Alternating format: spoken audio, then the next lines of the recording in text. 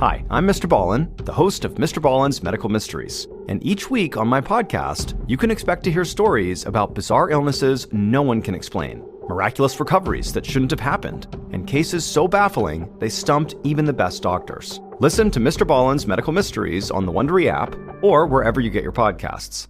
Lamont Jones is shattered when his cousin dies just weeks after entering prison. The official report says natural causes, but bruises and missing teeth tell a different story. Wondery presents Death County, PA, a chilling true story of corruption and cover-ups. Follow Death County, PA on the Wondery app or wherever you get your podcasts. The amazing Kate Casey. Welcome back for another episode of Reality Life with Kate Casey. Now, Jacó Beach is located on Costa Rica's Central Pacific coast, a popular destination for surfers, sunseekers, and adventurers alike. A renowned surfing location, a dark pebbled beach fringed with palm trees and warm, rolling waves. But it also has easy access to the rainforest, horseback riding, zip lining, and more. Casual beach bars to upscale dining experiences at your fingertips.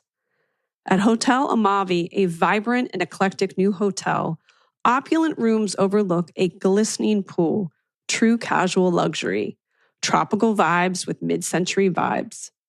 A friendly staff invites you to unwind from the world and explore all the magic of this beautiful Costa Rican beach town. Now, the owners, Luke and Steph, have been married for 18 years, and they have 2 daughters. And they decided to move to Costa Rica and start a business together, inspired by their love for the country and its pura vida lifestyle, renovating a rundown motel into a luxury hotel.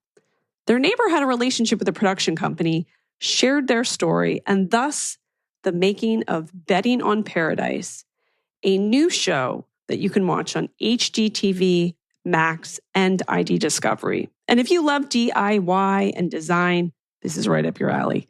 If you love travel, you're going to be booking your trip. If you love stories about different pockets of the world, you're going to be in heaven. The show follows this couple as they face numerous challenges, including the onset of the rainy season and construction issues. Hotel Amavi opened its doors in time for 2024's high season, and Luke and Steph are optimistic about its future, and they aim to attract both North American and local Costa Rican tourists. They're always looking for opportunities, always trying to figure out how they can turn a dream into a reality. In fact, Steph is an amazing cook and opened an Asian street food-inspired restaurant called the Tuck Shop, and now she can show off her famous cheeseburger dumpling recipe as well. I know you're going to love this show. You can watch Betting on Paradise on HGTV, Max, and ID Discovery, and I was thrilled to talk to them about their most unique and inspiring story. I'm telling you, they're going to book a hotel. You're going to go book a trip right now. Here is my interview with Luke and Steph. Luke and Steph, this sounds like a dream. When I first heard about the show, I was like, I can't imagine how many people have this fever dream of doing something similar. So first of all, welcome to the show. Thank you so much for having us, Kate. Thanks, Kate. Where did the idea of this originate? And maybe we should begin with like how you first met, because I think you both have such interesting singular personal stories, and it kind of makes sense how this all kind of happened. So maybe start with how did you meet? Well, we actually met, 18 years 20 ago? years ago now. 20 years ago in Taiwan. We were both English teachers, both from the same country, but we didn't know each other back home. And we just happened to meet while we were teaching in our 20s. Wild times. It was super fun. And I think that was like our first taste. I'm not sure for you, but for me, it was my first taste of just living abroad, living and working in a new place. And I think I was just hooked like immediately. It was like one of those things where we just had like wanderlust. And I think, and I stayed there for 4 years. I loved it so much, traveling, teaching, building that community, being like steeped into the culture right away. It was like such a blast. And then I met Luke, I think my second year there. Yeah, you were there my second year, yeah. As well. We had the same friend group. My brothers had lived there. They were teaching. And then I had lived in Australia for a year before. When I was 19, I booked a 1-year ticket I'd never been on an airplane. I went by myself and I didn't have a hotel. I didn't have anywhere to stay. And my mom had a nervous breakdown. So I kind of got the travel bug from that, and then came back home and I was getting antsy in my pantsy. And I was like, I got another trip, and then decided to go to Taiwan. I don't know what we were thinking. And then my brothers, they had a similar friend group. So we got there. One of my first few weeks, I got to meet Steph, had come over to hang out with some friends. And she actually made me eat my first sushi, which was disastrous. Very embarrassing. Never had sushi before. And you couldn't use chopsticks again. Well, and we went to this night market, and they were like, we're out of rice. So it wasn't even a sushi roll. It was just a raw piece of tuna. And I was trying to impress Steph. It didn't work. It went in my mouth. And I was like, no. Nope, not going to happen. Mm-mm. We kind of just fell in love in Taiwan. And thankfully, we are both from the Toronto area. So we both came home and started our own life in Toronto together. Yes, because I went in my 20s, had a great time. Again, same thing, never traveled, cried my eyes out. But I was nearing 30 at that point because I'd been in Taiwan. Like I got there when I was like 25. And I think, we all go through that phase where we're like, I love this travel life, but I'm starting to turn 30. My friends, everyone's buying houses, settling down, career. And we were like, I think I need to go home and lay down some roots. And I thought, that was going to be our life. So we both kind of went back, and it was tough for the first couple of years, I think. It was, but it was what we needed to do. And then we put the roots down. Yeah. And then we kind of just got into our careers. Had some children, Bought a house, did all the things, had great jobs. But I think, I don't know, it was after the second kid, after Luna, we started to get that bug again. I don't know, can't just be it. I think we both had those yearnings. We always wanted to live in a beach town. We always wanted to check out Costa Rica. I think it's one of those places that calls to people, I don't know, there's something, this idea of Costa Rica was in our brain. And then when COVID happened. But with that too, Kate, it was also which I'm sure a lot of people felt like, we were pretty into our careers at that point. And what were you doing? Because I think that probably also kind of shapes the picture of why you've had success and what you do. Because I do think that the blessing of living a life well lived is that each chapter helps us become even more successful because it broadens our perspective and our skill set lends so well into the next chapter. So what did you do before this that it has really helped you now? So my journey was all over. I've had 47 different jobs, but a true old Canadian, let me tell you, Kate, I went to school for arboriculture, which is basically climbing trees with chainsaws, 80 in the tree and doing all that. So I started out doing that, but I kind of had I had a big personality. So after a while, I would be doing trees, and I had owned a landscaping tree company in the summertime, and then the winter I would do a ton of construction. I had a lot of friends that had construction companies, so I'd be helping with plumbing or drywall. I'd be demoing houses, building kitchens. I would kind of be one of those jack of all trades, master of none. But I would do that through my winters, and then eventually I ended up getting into sales, which was great. I kind of hung up the boots and put on the loafers, and I started with a really great company that took me on, and then worked my way up corporately through there. So it was just a nice wide range of stuff. And then you were the hotel queen. Yes. Well, I went to school for psychology and stuff a little bit, never quite finished. Then I kind of was always interested in some kind of travel, something that would allow me to travel. So I got into hotels, and I just worked for so many different brands. I always kind of went from a 2-star motel to the Westin, the Sheraton, Starwood. And my dream was always to work at Four Seasons, which by the end, that was where I ended up. And I had been there for a couple of years, and I loved it. It's just an addictive thing, having, interacting with people, problem solving.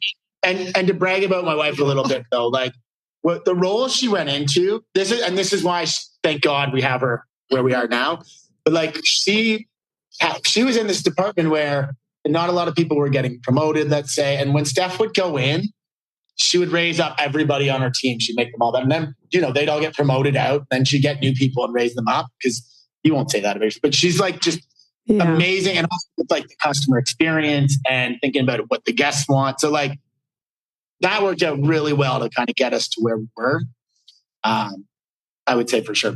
For sure. And I think we both had our dream jobs like before, right? But we were kind of like, okay. And we kind of had settled in a couple of years. We had our car, we had our house. We bought a house. We had our 2 kids. We had a nice car. We had all the checklists were all checked, but we kind of had that itch, and we were like, yeah. And I kept on watching.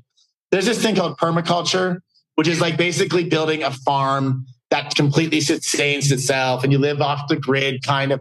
And I had this dream that we could live in Costa Rica and do something like that, which was not the case by any means, or at least not yet. But so it's kind of like we wanted to move, but we had we were in our dream jobs, and we had a house, and it's kind of one of those things that you'd always push it off, or it just seemed like something that you talk about but never happened. And then COVID hit, and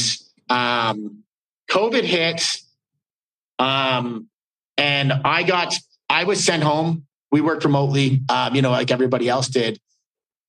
I was laid off. Steph, they got rid of all the directors, so she's out of a job. I'm working from home, and where we were, they went really like it was COVID. They really clamped down a lot. So like, you'd go to the parks, but there'd be like caution tape on swings and stuff. You couldn't do a lot of stuff. Right. It was winter, and it was Canada. In Toronto. Yes. In Toronto. So we're like, We're out. Kind of one of those things where it's like the universe, sometimes the universe gives you a kick in the ass. You don't really, you're not expecting it. And it was like, hey, I'm going to give you guys a gift here. And this is your one and only chance.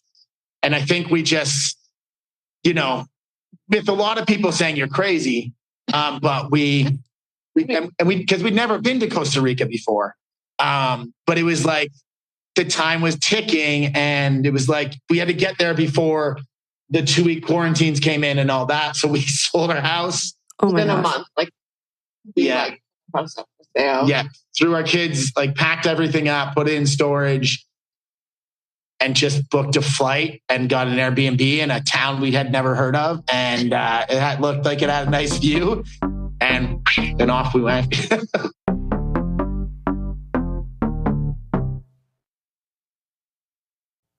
Hey, I'm Cassie DePeckle, the host of Wondery's podcast, Against the Odds. In each episode, we share thrilling, true stories of survival, putting you in the shoes of the people who live to tell the tale. In our next season, it's February 14th, 1979. Elmo Wortman and his 3 children are stranded on a remote Alaskan island after a massive storm destroys their sailboat. Miles from help, they have to face the brutal cold with barely any food, only a sail for shelter, and a leaky plastic dinghy. Desperate to survive, they build a raft and try to reach safety. But as starvation and frostbite take hold and days stretch into weeks, their endurance is pushed to the limit. Follow Against the Odds wherever you get your podcasts. You can listen ad-free on the Amazon Music or Wondery app. Those creepy stories that give you goosebumps? The ones that make you really question what's real? Well, what if I told you that some of the strangest, darkest, and most mysterious stories are not found in haunted houses or abandoned forests, but instead in hospital rooms and doctors' offices? Hi, I'm Mr. Ballin, the host of Mr. Ballin's Medical Mysteries, and each week on my podcast, you can expect to hear stories about bizarre illnesses no one can explain, miraculous recoveries that shouldn't have happened, and cases so baffling they stumped even the best doctors. So if you crave totally true and thoroughly twisted horror stories and mysteries, Mr. Ballin's Medical Mysteries should be your new go-to weekly show. Listen to Mr. Ballin's Medical Mysteries on the Wondery app or wherever you get your podcasts. You can listen early and ad-free right now by joining Wondery Plus in the Wondery app or on Spotify or Apple Podcasts.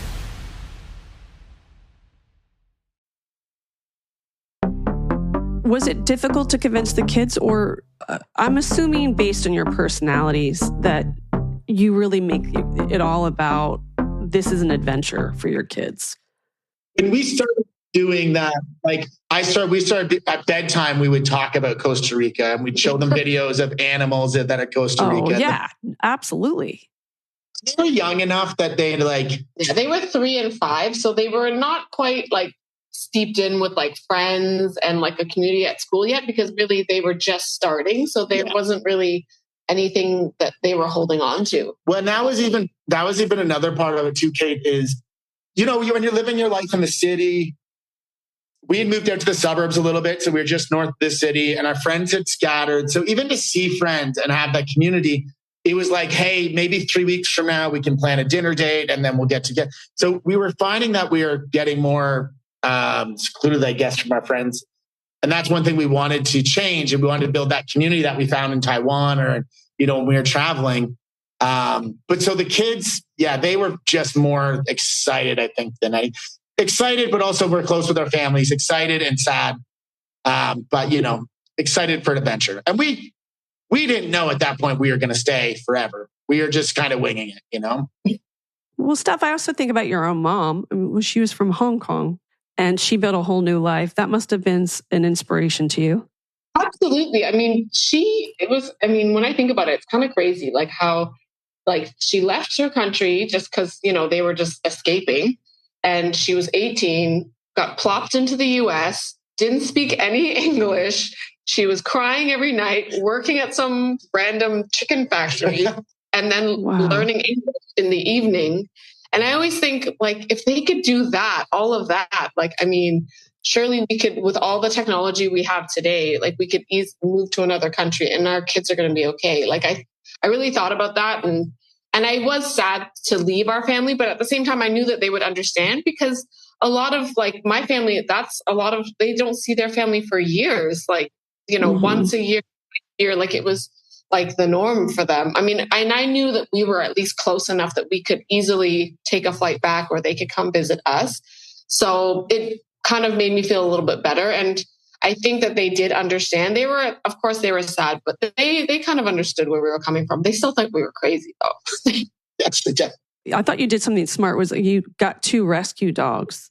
And I would think that silly as it sounds, like that must have done a lot for your kids to feel grounded, And we've always had pets.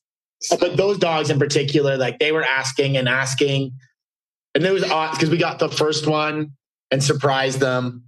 And which they lost their minds for. And the second one was only, there's a lot of rescue dogs here. Dogs are the best life in Costa Rica anyway, but there's a lot of rescue dogs.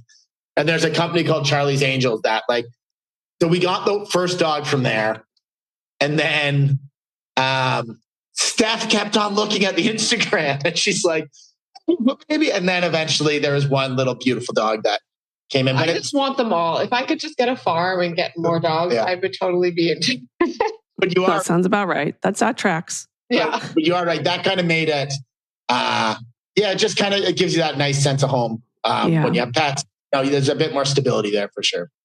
So let's talk about the hotel, because it gives me agita even just to see the scenes where there's like a new disaster, there's a new crisis. So if you couple your sales expertise, it sounds like you're like a perfect landscaper, contractor, and then Steph's customer service. It's the melding of the perfect traits. Mm-hmm. But the reality of renovating a property and then getting everything in order to start accepting customers seems quite daunting. So how have you finessed some of the challenges that sort of pop up? I'm assuming it's like whack-a-mole. And you're married and you're living there and, you have to manage a business, but also a family. How have you been able to do that?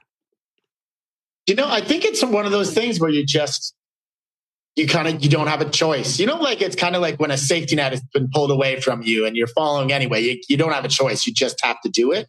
Yeah. But we're very conscious when we're doing it. Like, it was one of the big things when we came here. We wanted to create a life, but we want to create a life to be around our children more.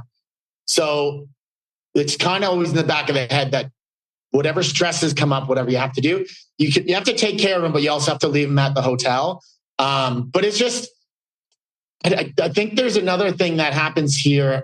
They have like the pura vida saying, which is like the pure life. And I mean, it's a beautiful saying, but it's also frustrating. It's frustrating, but it also teaches you a lot of patience. Like I always tell the story when we first got here, we had to get a credit card machine. And I spent 20 hours in the bank in 1 week getting a credit card machine. Like I'd go and I'd sit in line for 4 hours and then get one thing done. And by the Friday, we finally had it done. I got out, I got on my bicycle and it was rainy season and the heavens opened up and it was pouring. And I started laughing and I went, this is pura vida. We live in paradise. There's challenges. You have to get in a mindset of just breathing and being like, listen, this is what we signed up for. We live here. So I think we kind of take it like that. But also we're like, especially with Steph jumped in and started doing a lot of the social media. And I really like, we had been open for a year before the show anything was going on with the show, like filmed. So there wasn't really marketing in that. We opened pretty much in low season. And so then it was just getting crafty and we really started marketing to the local market, like in San Jose, which is the big city nearby, reaching out to influencers, letting them come and stay. So it's just kind of thinking outside the box and creative. I host a trivia night every Thursday. So we bring in the locals and we do trivia night. Steph does a lot of women's events and that. So it's just kind of figuring it out on the fly. I don't know. I don't know. I don't even know how we survived. Sometimes I would think about that year that we filmed and built the hotel at the same time. And at our wedding. It was just like the most amount of stress I think we've ever had in our marriage, in our life. And we've never worked together either. So that was also a new challenge. And then doing it in a place that's unfamiliar with materials that are completely different. Yeah. The weather is unpredictable. Like there were so many things. I think we just had to laugh because I would have just cried. Like we kind of did a lot of laughing and crying. And I think it helped that he was with me because we could kind of lean on each other because it was either make us or like bring us closer together. And we're very good at, Kate, you have 5 children. I'm sure you're well aware of this, but you know, there can be that moment where Steph looks over and she can see that I'm about to break, you know? Yep. And you're getting testy with the kids and you can see, and we're both very good at recognizing that.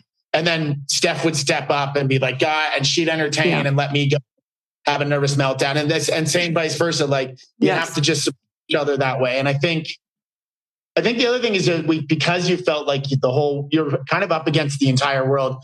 If you didn't just buckle down and be with each other and fight and figure out how to do it together with still loving each other and loving your kids and being that kind of having that balance, we would have been done. So yeah, I don't know how we just kind of felt that we're just good for each other. I think in that sense, you know? Yeah, I think there were so many stresses on us because there was the hotel building, and then also just having the investors also to answer for. There was a lot of people that is enormously stressful too. But you know, it all worked out. Yeah. Here we are.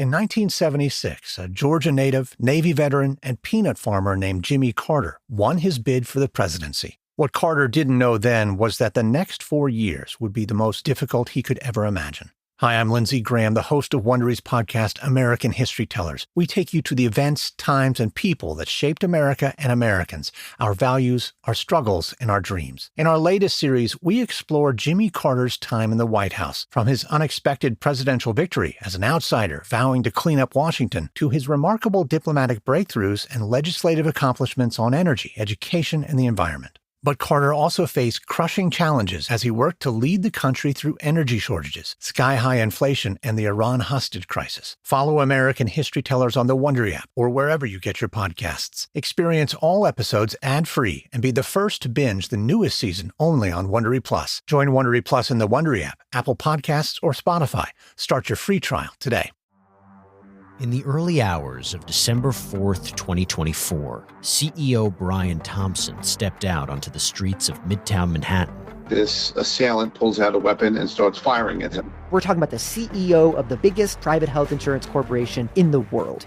And the suspect, he has been identified as Luigi Nicholas Mangione, became one of the most divisive figures in modern criminal history. It was targeted, premeditated, and meant to sow terror. I'm Jesse Weber, host of Luigi, produced by Law and Crime and Twist. This is more than a true crime investigation. We explore a uniquely American moment that could change the country forever. He's awoken the people to a true issue. Finally, maybe this would lead rich and powerful people to acknowledge the barbaric nature of our healthcare system. Listen to Law and Crime's Luigi exclusively on Wondery Plus. You can join Wondery Plus in the Wondery app, Spotify, or Apple Podcasts. I often think the plight of an entrepreneur is that, you don't really always have a brain trust. You don't have other people that really understand. And sometimes people think it's like a champagne problem. Like you have a business, but it's a mind-bending thing to work 7 days a week. And just when you feel like you have something to celebrate, there's like another hiccup. Mm-hmm. So I really appreciate what you do because I think it's highlighting that entrepreneur story that I think is uplifting, but it's so authentic. And I think we need more of that. And I really applaud what you've done because, like I said, I think it's like a dream that so many people would have. And it would be hard for them to reconcile that. Like, okay, I would have to move to another country, maybe even with my children, leave behind my family. And I think this is a real testament to hard work and really managing a marriage and a business together in the best way. It's very fun to meet you. And I'm telling you, I think this is really inspiring for so many people. What has been the thing that you have learned about yourselves in the process? And has anything surprised you about people? I mean, you're with people who are visiting you all the time. I guess the question is, what do you know to be true from this experience? I mean, I think for me, yeah, it's one of those, the toughest times create the best memories. You know what I mean? The toughest times, the hardest times, when you come out the other side, life's pretty great. And it also makes it when life, you do run into more obstacles, you can look back and say, oh, I can handle this. We've already climbed a mountain much bigger than this. But also the one thing I love more than anything, and I think maybe that's part of our personalities for traveling, is that we are in the right business and that this was the right move just because. So since we've been open now, we have, Steph and I are very involved with the hotel. We're there all the time. We're with our guests. We have the trivia nights. We do all that. And we're meeting incredible people from all over the place. And it's really magical when you turn someone's vacation around and make them feel welcome and make them feel like they're part of your story now. And because, when we first moved to Costa Rica, we had someone that took us under our wing for no reason. There's no money involved. We got along with them. They took us to these waterfalls and you felt like, oh, I'm living an authentic experience here. Mm. And I think that's one of giving to our guests is when they come, you're not just saying, hi, nice to meet you. We sit, we have drinks with you, where we make sure your life is like great. We give you tips. A lot of times we still drive our little tuk-tuk, the little 3-wheel thing that you see driving in the show. Yeah. Give guest rides, but it's like you can see it change in their mind, and they go like it's just a different, authentic experience, and that brings a ton of joy to us as well. So it's just coming out the other side, as hard as it was. We're now at the point where it's a pretty fun life at the moment, and just getting to share that experience, with all these new people. I know I love that. I agree. I think that it's so nice because they become part of the story too, and they feel part of it. And then because it's like such a community space, that's what we always wanted. Because I've worked in so many hotels and, as a traveler, you just kind of in and out. Every room looks the same. Like, it's kind of by design, right? Like, you get your points, you do your thing. And I always knew that if I was opening my own space, it would be something a little bit more casual, a little bit fun, and just kind of making the guests that wow experience. And it might not be with like the best of the best in terms of like the furnishings and linens. It's more just about the experience and how you make them feel when they leave. And that's kind of like our big thing at Hotel Amavi. I think that's kind of what we always want to give to our guests. Like our staff go out for dinners with some of our guests. There's no like hard line. They take them to waterfalls, they take them to hikes. And that is very much a Costa Rican thing too. Yeah. You feel like that energy and we love it. People to love it as much as we do. And that was like a very important thing when we opened the hotel. And I think that we've accomplished that. So it was worth all that. So our guests can leave happy and have a memorable experience. And to be honest with you, I think we learned that we could go through anything at this point. Yeah. And we're still truly. each other. And that's really great too.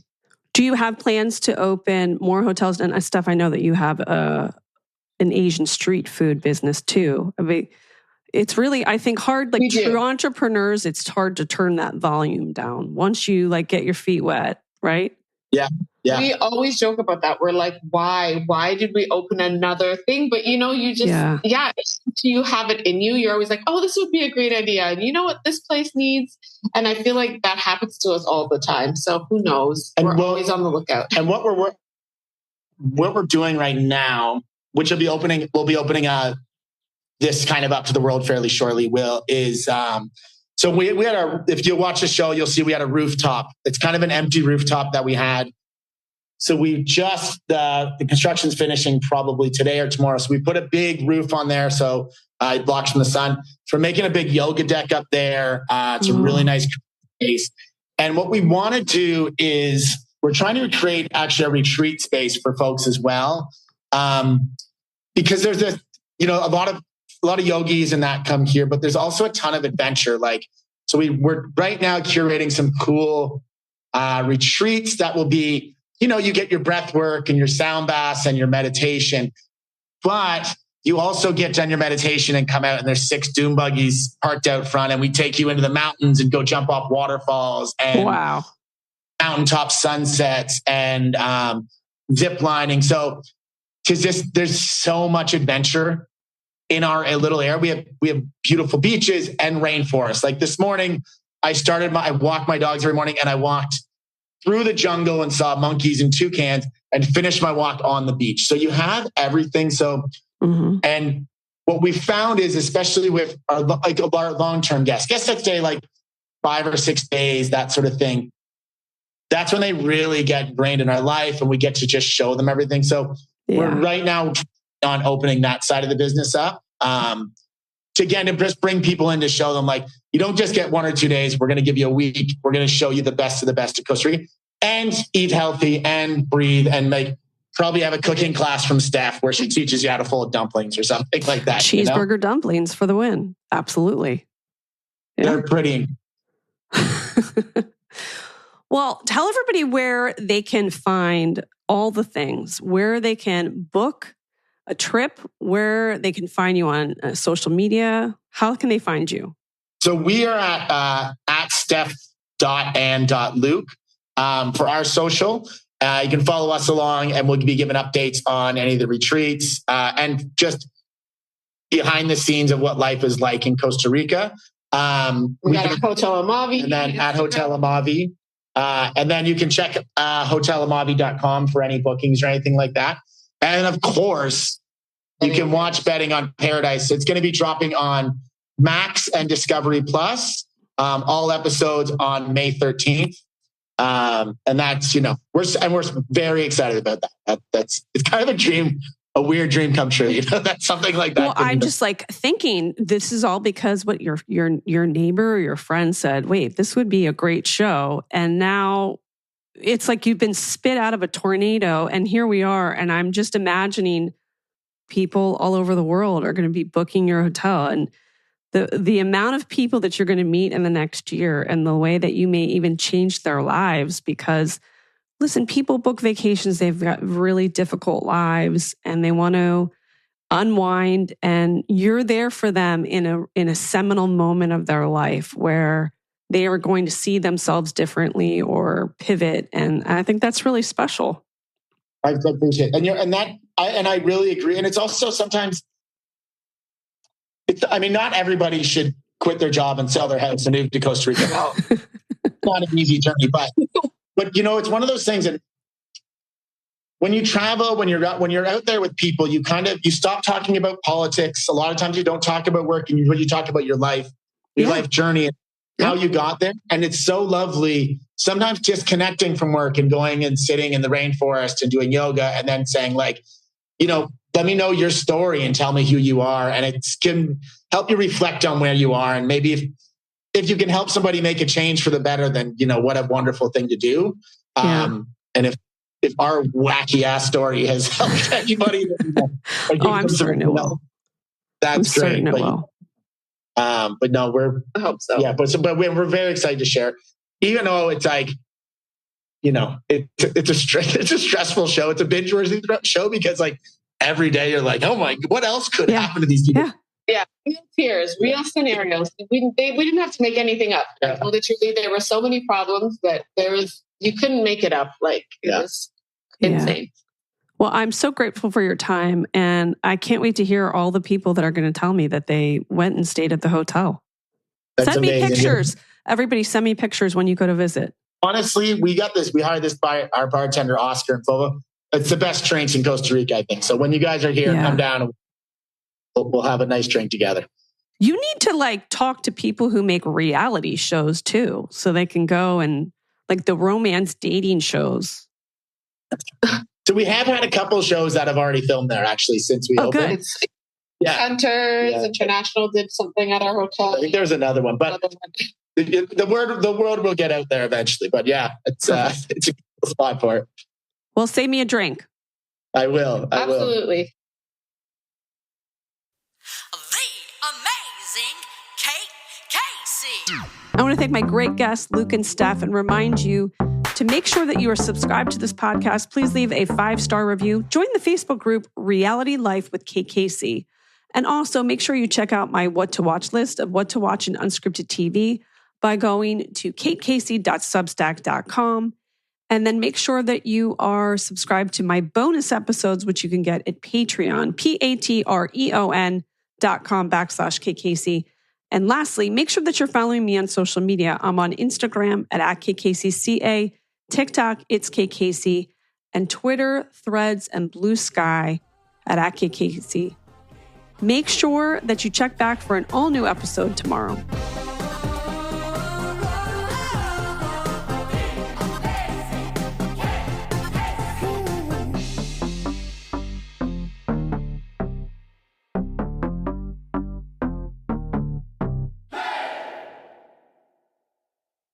At Hotels.com, we know some travelers crave an ocean breeze. Others don't want to deal with sand. And oftentimes, those two people end up together. Compare properties side by side to find yourself poolside, oceanside, and still in a relationship. Find your perfect somewhere with Hotels.com.